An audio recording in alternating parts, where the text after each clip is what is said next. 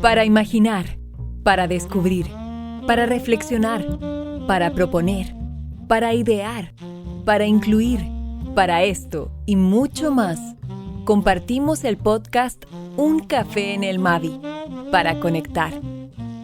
Conduce Santiago Ramírez.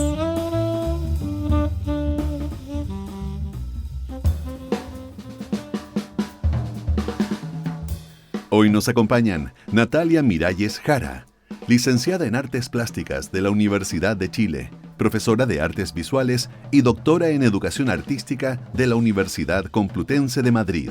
Como investigadora se ha centrado en analizar la educación en museos y la inclusión de personas con discapacidad en el ámbito de la cultura y las artes. Actualmente es académica del Departamento de Arte de la Universidad Alberto Hurtado y activista defensora de los derechos de las personas con autismo. Y también está con nosotros Paula Caballería, directora de Educación e Inclusión del Museo de Artes Visuales Mavi.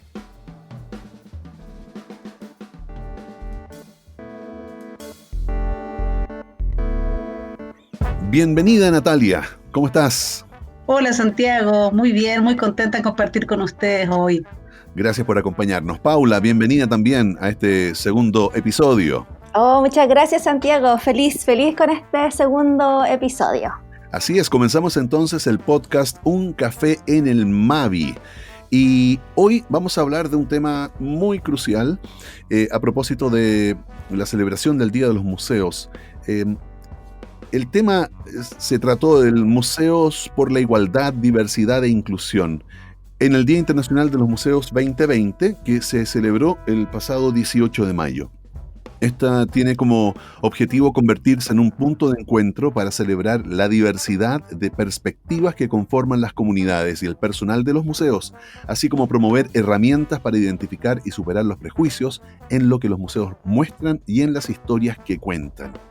Natalia, a propósito de este tema, diversidad e inclusión, ¿cómo están los museos en Chile en términos concretamente de inclusión?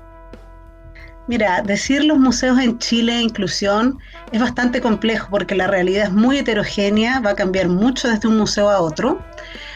Hasta hace muy poco tiempo teníamos casi nada, pero lo bueno es que se está generando un interés muy importante en empezar a investigar sobre inclusión y empezar a investigar qué es lo que tenemos como carencias en nuestros museos principalmente.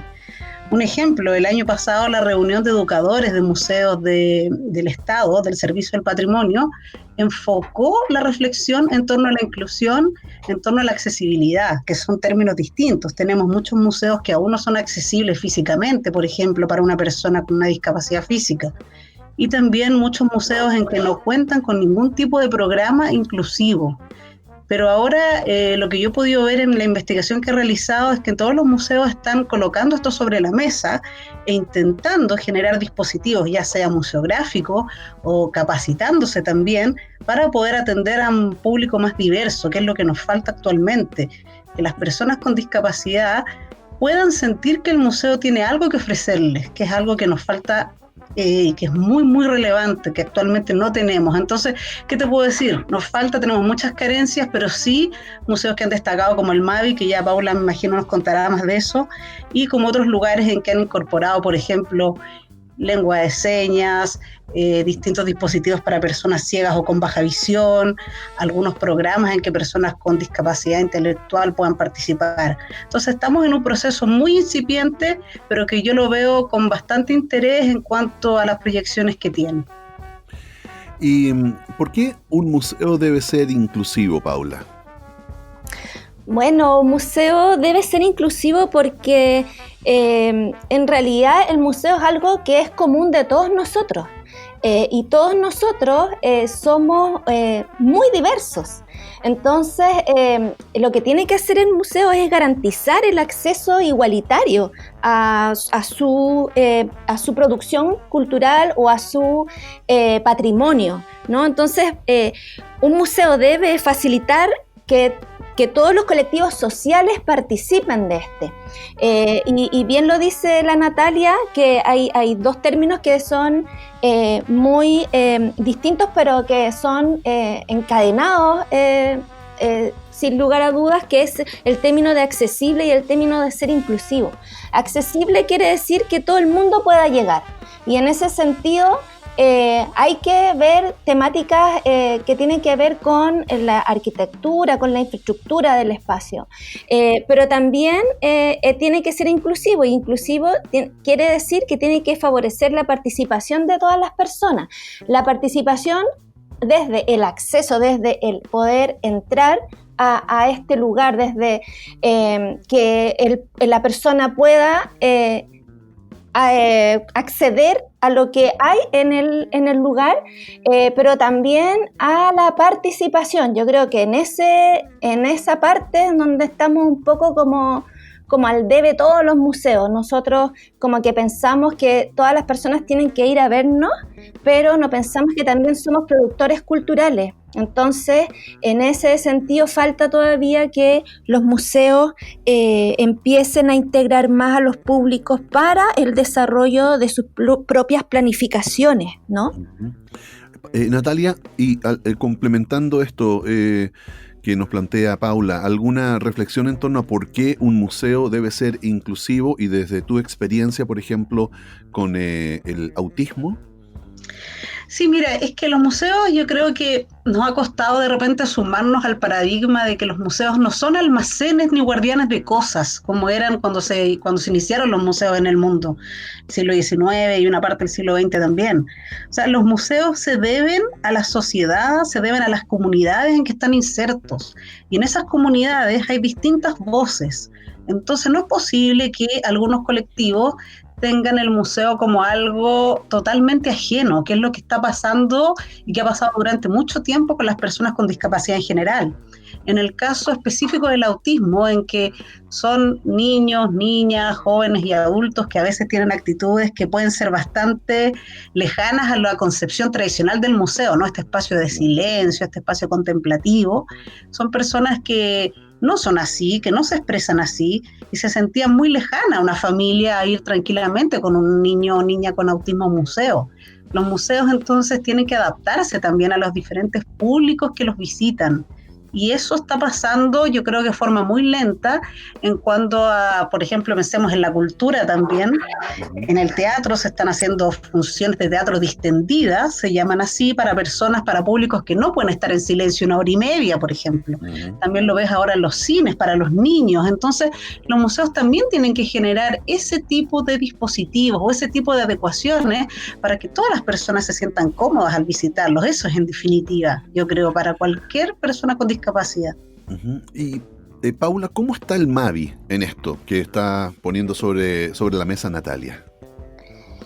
El MAVI es desde el año 2015 que viene desarrollando un programa al que le denominamos como el Museo Incluyente, que básicamente parte por buscar el acceso hacia el contenido del espacio de personas en situación de discapacidad auditiva y también visual.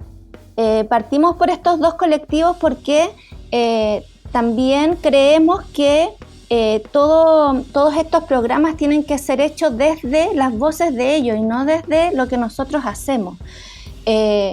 Mi abuela decía, el pensé que y el creí que son las causas del equivoque, y en realidad eso es muy cierto. Nosotros cuando partimos en el 2014, partimos haciendo cosas que nosotros creíamos que podían servir para personas ciegas, y nos equivocamos rotundamente, nos equivocamos muchísimo. Entonces empezamos a buscar colectivos que de verdad nos dijeran, oye, esto es lo que nosotros queremos y no queremos es lo que tú nos estás ofreciendo. Entonces partimos con estos dos colectivos desde la mirada de, como te decía al principio, desde el acceso al contenido, pero también nos hemos ido dando cuenta a lo largo del tiempo que también está este otro lado de la inclusión, de que es a la participación del contenido, o sea, cómo también nosotros tenemos que llevar a todos estos colectivos a que también desarrollen sus prácticas culturales, sus prácticas artísticas en este caso en los museos, y que sean también expuestas como los artistas que son también, porque ellos también tienen cerradas las puertas en muchos espacios porque no tienen formas de comunicación, ¿cachai? O sea, una persona sorda le cuesta muchísimo comunicarse con su entorno porque no tiene las herramientas, y nosotros los museos o los concursos o las galerías de arte no tienen tampoco la herramienta para poder acercarse a ellos. Entonces han quedado relegados en todo este sistema, y lo que nosotros tenemos que buscar es acercar, por supuesto, el arte y la cultura y el desarrollo cultural a todas las personas y a la gran diversidad que tiene Chile. Oye, en un momento más vamos a seguir conversando de esto, pero las quiero invitar ahora a escuchar, en voz de la actriz Stephanie Preller, una nota del diario Las Últimas Noticias, fechado el 29 de octubre del año 1981. Aquí se da cuenta de la apertura de la Plaza del Mulato Gil de Castro a la comunidad de Santiago, con el fin, comillas, de acercar a los artistas al público, cierre comillas, en un gesto evidente de inclusión ya en el origen de este espacio donde está ubicado el MAVI.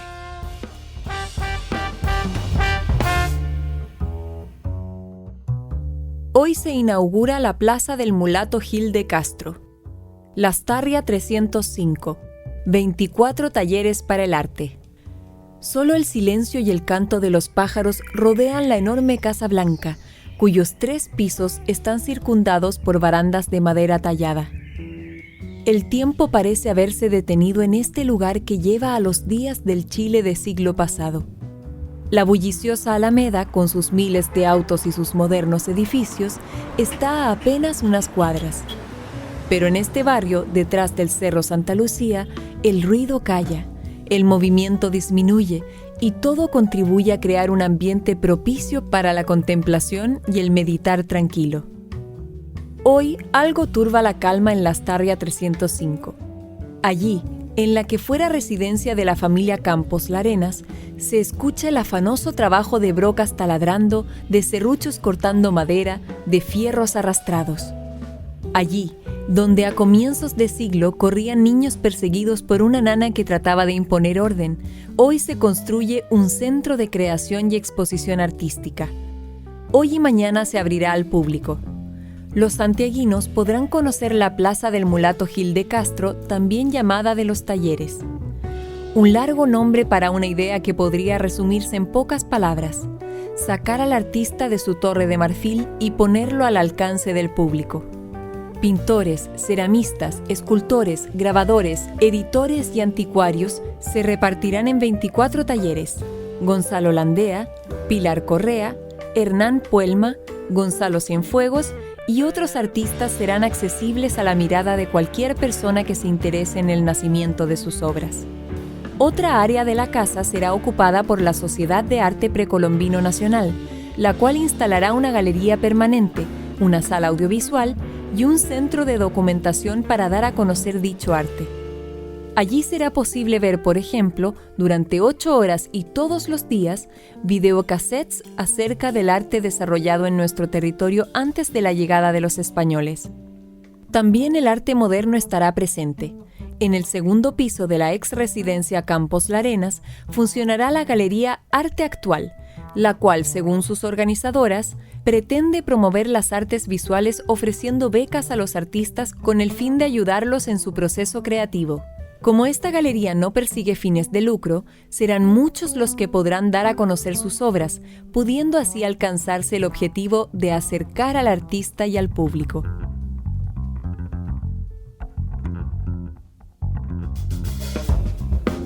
Así comenzó la historia de la Plaza del Mulato Gil de Castro, donde está instalado, ubicado el MAVI. Hay iniciativas que están haciéndose justamente en torno a la inclusión, a la accesibilidad, a la diversidad. Por ejemplo, Natalia, ¿qué es la lectura fácil? Santiago, mira, la lectura fácil es, en definitiva, la adaptación de un contenido que permite una lectura y una comprensión más sencilla. Pero cuando hablamos de lectura pensamos en un texto, pero no es solo el texto, porque un dispositivo de lectura fácil va a incluir imágenes y va a incluir también la diagramación que esto tenga, el diseño, que es fundamental al tratar de elaborar cualquier documento de lectura fácil. Hace más comprensible el texto para todas las personas y lo más importante con eso es que eliminamos barreras. Eliminar barreras es fundamental en los modelos sociales de la discapacidad. Muchas veces las personas, como decía Paula antes, no pueden acceder porque nosotros no los dejamos que accedan, en este caso con un texto extremadamente complejo. Entonces, un texto con lectura fácil va a favorecer la comprensión, va a favorecer el aprendizaje y también la participación de distintos colectivos. En definitiva, entonces, favorece la accesibilidad y también la democracia, permitiendo lo que nosotros queremos, que las personas ejerzan sus derechos, en este caso, que es en el ámbito de la cultura. Es muy importante, tenemos ejemplos de museos en el mundo que tienen lectura fácil para desde los planos del museo, museos grandes en que es difícil moverse, hasta en las fichas de obras y en distintos materiales que son los típicos impresos que los museos realizan. Y algún ejemplo entonces de lectura fácil como para poder imaginar, ¿tiene que ver con cómo el espacio, cómo la información en el museo está desplegada o cómo está elaborado un texto o un libro? ¿Algún ejemplo como para poder hacernos una idea de cómo se materializa esto de la lectura fácil en lo concreto?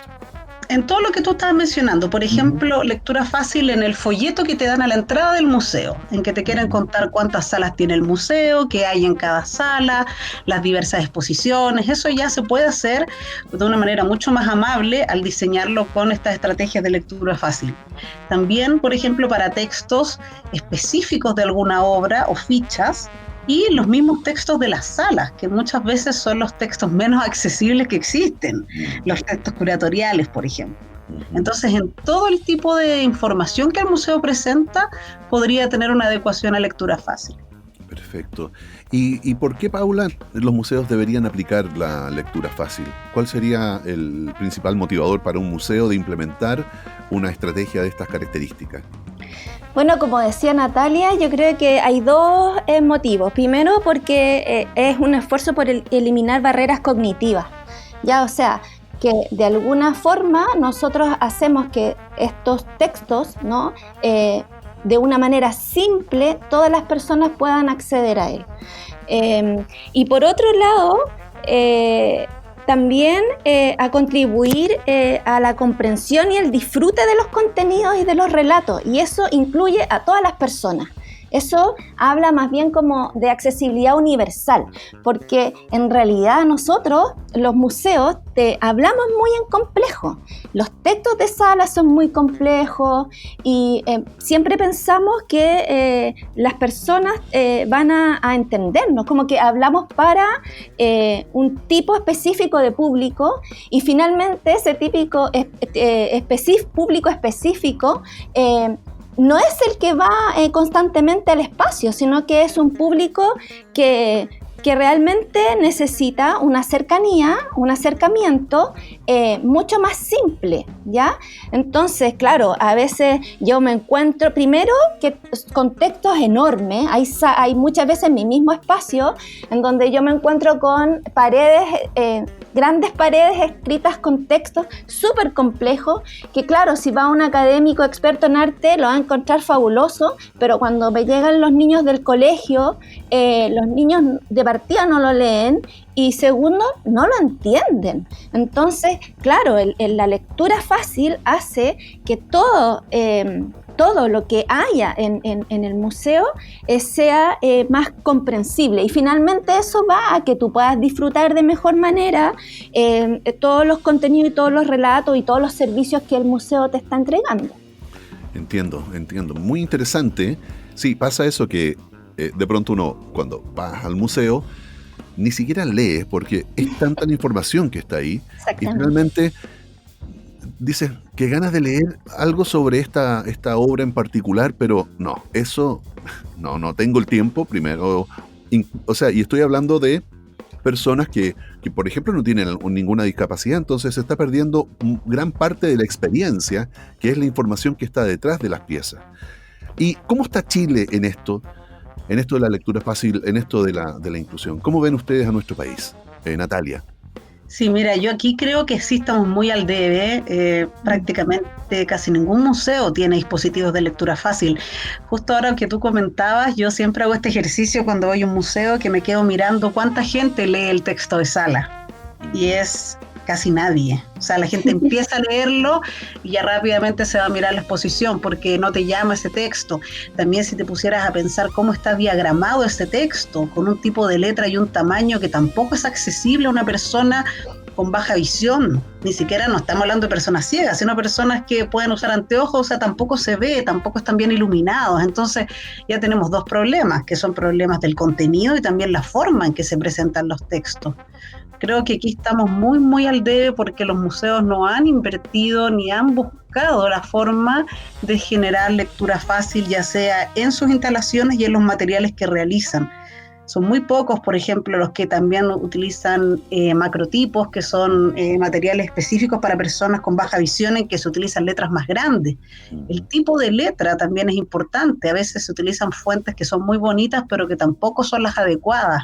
Entonces yo creo que nos falta bastante y lo que se está haciendo en Mavi y en algunos otros lugares, por ejemplo, GAM, Museo San Francisco, que son espacios que sí han implementado algunas cosas de lectura fácil y macrotipo, es muy significativo y ojalá eso también pueda servir de aliciente a otros espacios en que en general están más preocupados de la estética, del diseño, que de la accesibilidad de esto. Y como decía Paula, también es muy importante que no solamente esto está pensado a un público visitante con discapacidad, sino también para niños, para migrantes que no manejan del todo el idioma. Entonces es algo que beneficia a muchas más personas que a un colectivo específico como son las personas con discapacidad o intelectual o de otro tipo. Es interesante también porque uno tiene siempre la visión de que así es el museo. Entonces, como el museo es así, bueno, esa es la experiencia que me llevo. No sé si me explico. Voy al museo, hay poca luz, no leo el texto, alcanzo a ver la obra y la observo y después me voy. Y es como si fuera que el museo o el espacio es así. Y el planteamiento que ustedes hacen es como, no, el museo hay que transformarlo para que podamos acceder a esa experiencia de una forma mucho más enriquecedora y más acercado también, me imagino, al fin que tiene un espacio para la cultura. ¿Cómo ves tú, Paula, también Chile en esto? Bueno, yo creo que también Chile de a poco ha ido desarrollando todos estos tipos de dispositivos, ¿no? De dispositivos de acceso. Hay un académico que dice algo que a mí me gusta muchísimo, que dice que nosotros tenemos que aprender a mimar a los visitantes. Y mimar los visitantes significa que tenemos que buscar los detalles que de alguna manera nosotros hagamos que las personas sientan una experiencia tan bacán que después quieran ir a otro museo. Y sin embargo nosotros como que hacemos unos museos de tortura, le llama él, como que cuando entramos y no podemos leer los textos, no podemos tocar, no nos podemos sentar, o sea, todas esas restricciones finalmente no podemos leer porque las letras son chiquititas. Entonces todo eso finalmente se traduce en que no queremos volver a ir a otro, ni a ese ni a otro museo. No es una experiencia rica, no es una experiencia memorable. Y lo que nosotros tenemos que llegar a lograr es a tener visitantes felices, que vivan una experiencia memorable y que quieran volver a nuestros museos. Entonces nosotros en Mavi nos hemos esforzado por ir haciendo estos distintos dispositivos, con muchos errores, por cierto, porque no tenemos la expertise, pero vamos buscando, nos atrevemos, como que nos tiramos al río de alguna manera y queremos con mucha voluntad hacer de estos espacios un espacio para todas las personas. Y yo creo que eso también falta, voluntad, porque muchas veces ni siquiera significa recursos, significa creatividad, significa colaboración, buscar redes colaborativas con personas que sepan más que lo que nosotros sabemos y voluntad de querer hacerlo, nomás de querer hacerlo, y si te equivocas, y el error también es parte del aprendizaje y es parte de querer ir mejorando todos los dispositivos que nosotros queramos hacer. Fíjate que me hace mucho sentido lo que tú planteas, lo que ambas están planteando, y también hace un tiempo atrás estuve en un encuentro que hablaba de la infancia y de la adolescencia, y no había un solo niño ni un adolescente en el lugar.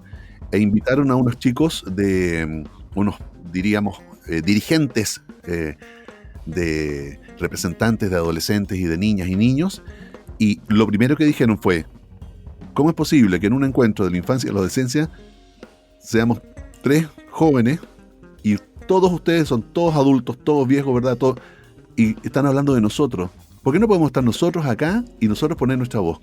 Y me hizo recordar, porque justamente esa estrategia nueva que ha tomado el MAVI, o esa estrategia que han venido tomando de buscar a los grupos, podríamos decir, grupos de interés, grupos que requieren del espacio, y preguntarle e invitarlos a que construyan o a que co-construyan la solución, en vez de decir, lo que necesitan es que esto sea así. Muy interesante.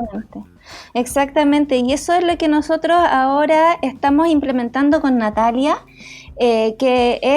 nos lanzamos con hacer unas fichas de lectura fácil de las exposiciones temporales y también de nuestra exposición permanente, y ella nos colabora en la revisión de estas fichas, a la cual le agradecemos muchísimo.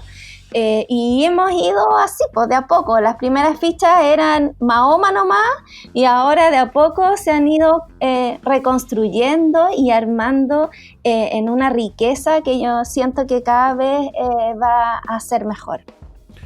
Bueno, vamos a escuchar ahora entonces cómo la prensa recogió las iniciativas justamente del Museo de Artes Visuales en torno al Museo Incluyente. Y regresamos con la última pregunta para nuestras invitadas, Natalia Miralles y Paula Caballería.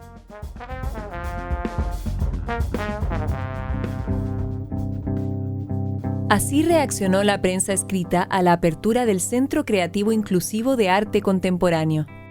El diario La Segunda tituló de esta manera la iniciativa: relevando al artista por sobre la discapacidad. Tras 10 meses de trabajo, 11 exponentes de diversas artes se presentan en el Museo de Artes Visuales. Surgió la idea de hacer un trabajo entre la comunidad de artistas, generar un espacio donde creadores que ya están en el medio pudieran compartirles su experiencia, cómo poder hacer un proyecto y concretarlo. Si bien la mayoría de los participantes estudiaron arte formalmente en la universidad o en una academia, había una serie de carencias en sus procesos de aprendizaje por la dificultad que tienen para acceder a los contenidos. Explica Paula Caballería, directora del área de Educación e Inclusión del MAVI. La Cuarta capturó testimonios de algunas asistentes. Solange Veloz, ciega de nacimiento, vivió por primera vez esta experiencia y quedó alucinada. Nunca había experimentado algo así. Jamás pensé que podría hacer algo así. Me gustó que había hasta para leer. Conocí algo que de otra forma no podría. Es un mundo nuevo para mí, confesó.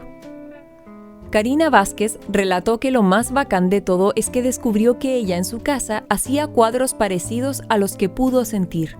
Fue algo bien bonito e interesante saber que hago algo similar a lo que viví, porque hago con un papel figuras parecidas y todos me decían que eran bien bonitas, aseveró. Cari, que está perdiendo su visión debido a un glaucoma, confesó que espera que este tipo de iniciativas perduren en el tiempo. Las personas que somos así, que tenemos poca visión, a veces no tenemos muchas opciones de hacer cosas simplemente porque no existe nada adaptado para nosotros. Espero que esto se repita en otros lados, concluyó. Por su parte, el Mercurio rescató así la muestra del Centro Creativo Inclusivo de Arte Contemporáneo. Arte para todos. El MAVI invita al público ciego y sordo. Con reproducciones táctiles de las obras, textos en braille y profesores guía.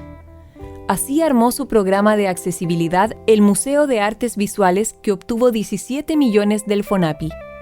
Los recursos de FONAPI permitirán que el MAVI impulse además visitas inclusivas para discapacitados psíquicos. Una niña me contó que nunca la aceptaban en una visita guiada de museo. Pensé que no podía ser así, por lo que haremos para ellos talleres de creación con la artista Norma Ramírez. Ojalá que este modelo se replique en otros museos. Mi sueño es que todas las instituciones culturales sean accesibles. Remata Paula Caballería.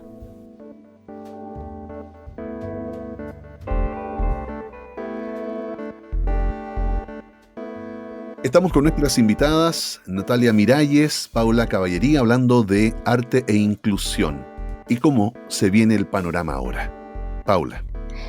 Bueno, se nos viene súper complejo porque si hay algo que podemos decir tanto con el estallido social como con la pandemia es que los museos y los visitantes no son un museo.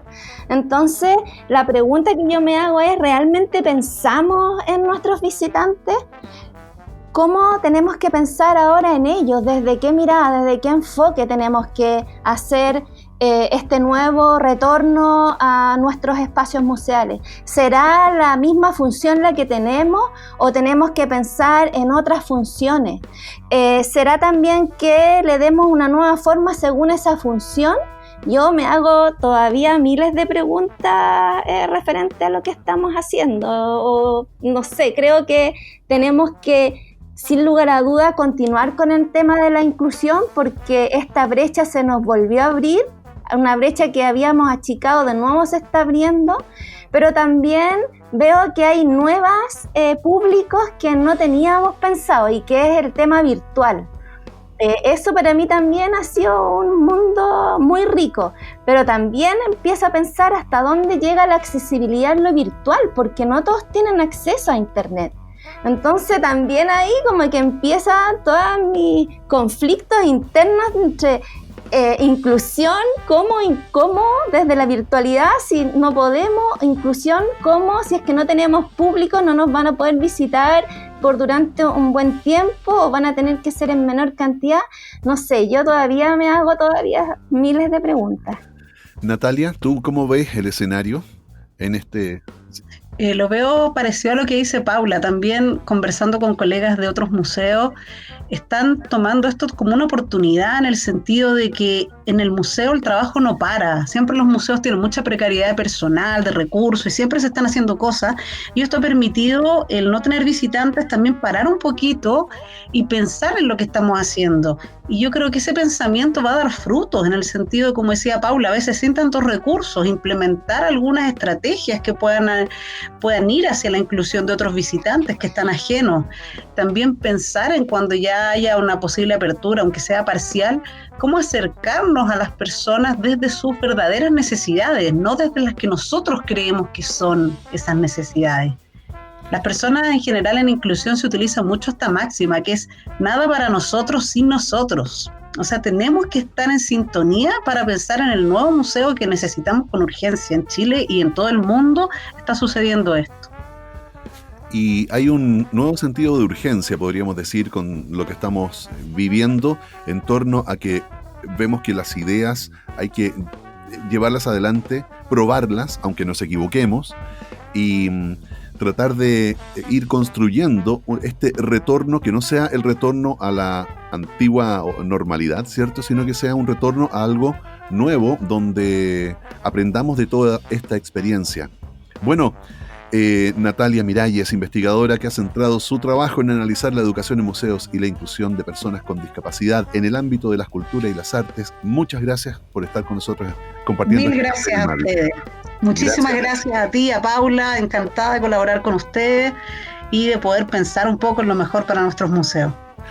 Y Paula, muchas gracias también por compartir nuevamente este espacio. Ella es directora de Educación e Inclusión del Museo de Artes Visuales. Hasta la próxima. Gracias. Muchas gracias a ti, Santiago, y muchas gracias a Natalia. Por estar aquí conversando y reflexionando en torno a tantas preguntas que nos hacemos. Muchas gracias. Nos encontramos entonces en el próximo episodio de Un Café en el Mavi. Hasta pronto.